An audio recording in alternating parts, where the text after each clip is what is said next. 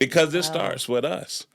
You know, So my question to you is, when there's a lot of financial pressures in the, just like today, you hmm have like inflation, yeah, prices are sky high, right. no matter what you're trying to do. hmm Do you find that when people come in for help, or just people you're hmm talking to, um do you find that they complain a lot, or are they do they have the mindset of accepting, kind of like where they are, and Accountability.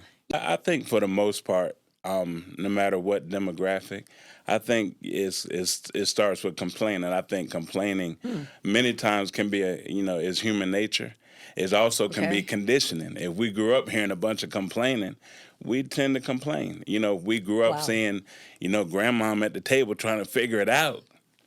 We tend to start trying to, how can I figure this out? But a lot of times the majority come in complaining, and mm, that's where again we have to have them understand. We can sit up here and talk about the government. We can sit up here and talk about the company shutting down or laying off and doing all these things, but what are you doing wow, to change who you are? Because it wow, starts with us.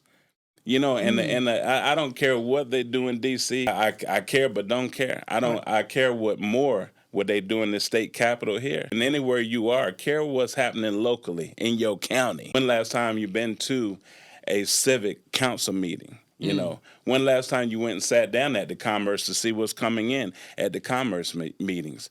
wow, These are things that we can do that we tend not to do. And mm, that's where, again, and LaCarrie, one of my stories I won't get in, but Mr. Himmelfarb, when I was 13 years old, he always shared with me the importance of, looking at who my friends were. wow, I don't care if you're doing what they're doing, you're hanging with them. And it's mm, not to say you ignore them. right, They're your friends, they're your family. But at the same time, who do you need to bring into your circle mm. to make you who you'd like to be?